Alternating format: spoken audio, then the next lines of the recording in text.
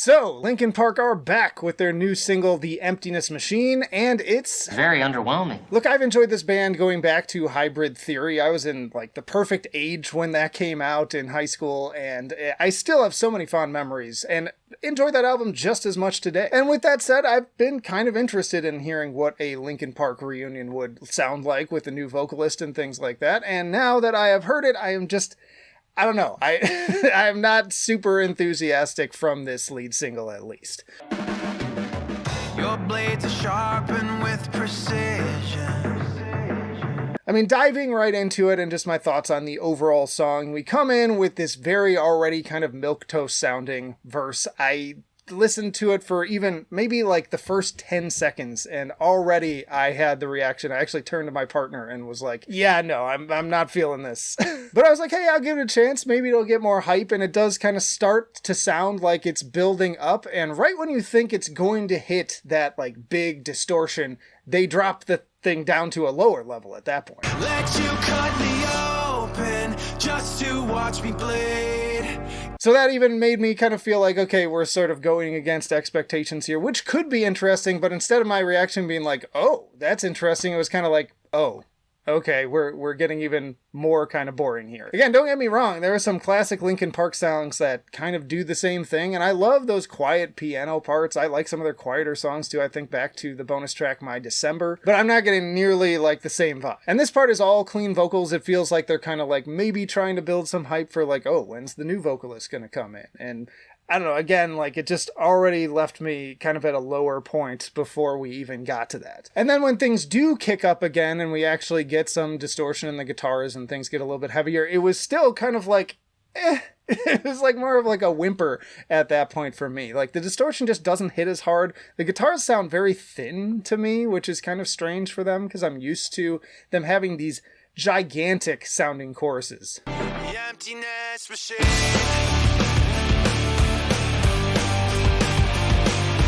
And I'm trying to be fair too and not pull back to Hybrid Theory because I feel like that's an impossible bar to really match, at least for me. But even looking to their later stuff, like I love the single Burn It Down. Like that is a hype gym track for me still to this day. And I have to go to the gym later. I'm probably going to play it then and there and be like running full speed whenever that song hits. But even from the kind of later standard, again, it just feels very kind of like wimpy rock to me. I don't know if it's the production, the choice of distortion, just the kind of generic riffing, but that part wasn't really doing it for me either. Then we finally get new co-vocalist Emily Armstrong coming in on the second verse, again kind of on that same kind of lower clean note, and listening to that part I was kind of like, okay, she's got a good voice, but again, like this just doesn't even sound like Linkin Park at this point.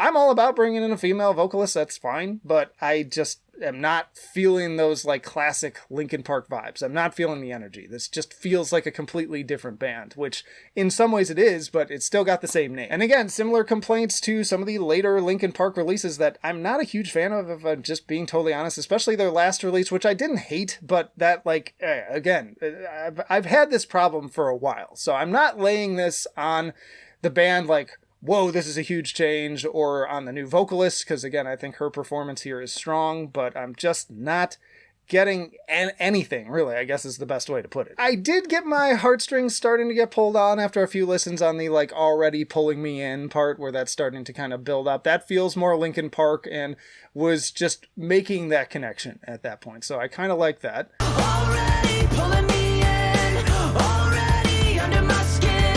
And then when she comes in on the full chorus with the kind of heavier, like not really screaming, but like semi-screaming kind of vocals, sort of, I compare it to maybe something like Architects too, but I guess, you know, it sounds similar to sort of the inflection that Chester had. I like that part. The chorus was growing on me, and it's definitely catchy. Let you cut me open just to watch me bleed. I don't know if it's catchy in the best way, because some things are catchy, like freaking Imagine Dragons, where I just can't stand it. Like, it's stuck in my head, and I hate it. It's just like brain worms at that point. But this is not like that. Like, this is at least better than that.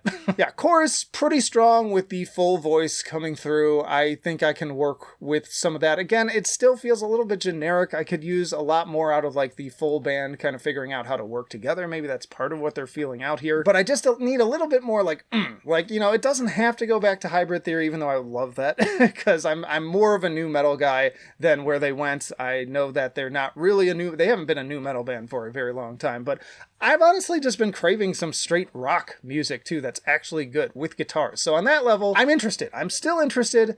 I'm hoping to see them go in a good direction with that because I'd love to see a resurgence of that sound. I'm so sick of the current state of kind of modern pop music.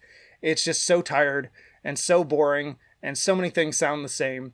And I would love to hear some more kind of electric guitar rock music back on the radio, mixed in with the other stuff too. Like, we don't have to revert back to where we were, but just give me a little bit, some more balls. We could use some more balls on the radio again, and not just with replaying the older stuff either. From there, the songs kind of hit or miss. There are some points where the vocals feel like they kind of waver, and even like the big scream that Emily brings in, like kind of around the 2:30 mark.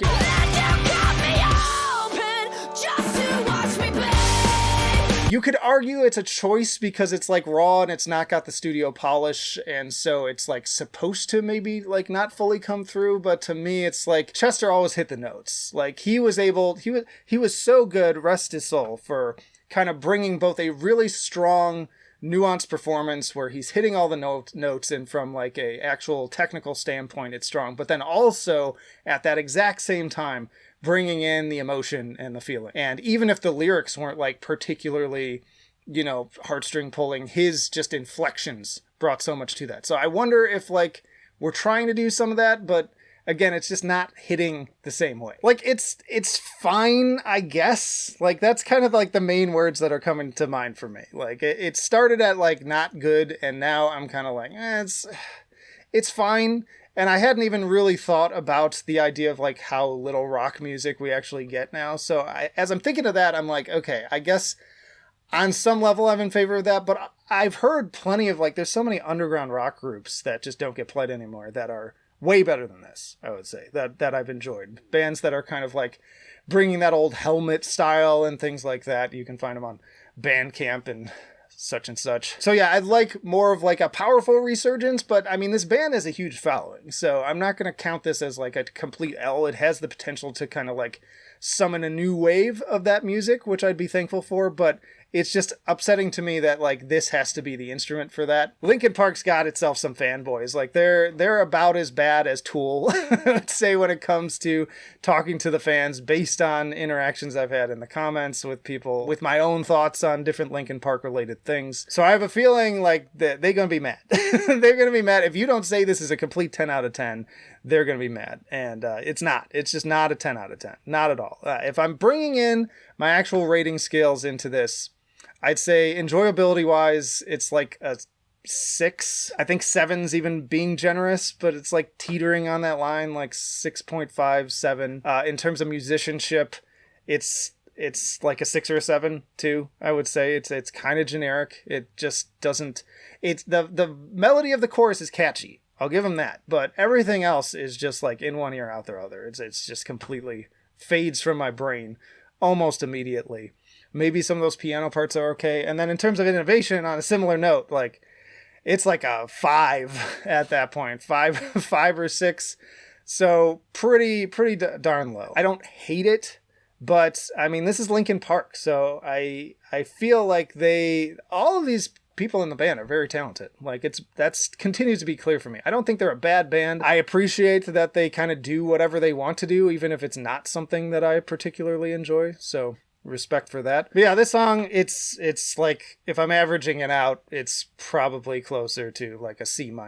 That's where it's feeling in my brain right now. I'm hoping the other songs are better, but I'm always nervous when this is the lead single and it's like their big return, and this is what you got. It makes me a little bit nervous. It makes me more than a little bit nervous. But I will be interested, and I definitely will be listening to the new album. It is called From Zero, which is a reference to the band's original name, which was Zero with an X. And I'll be updating my Linkin Park tier list at that time. But if you want to hear my current thoughts on the full discography, you can check that out here. Or if you want to hear my thoughts on discographies of plenty of other new metal and similar bands, then you can check this video playlist out here. But that'll do it for now. I'll be interested to see how the comments go, but I will see you in the trenches.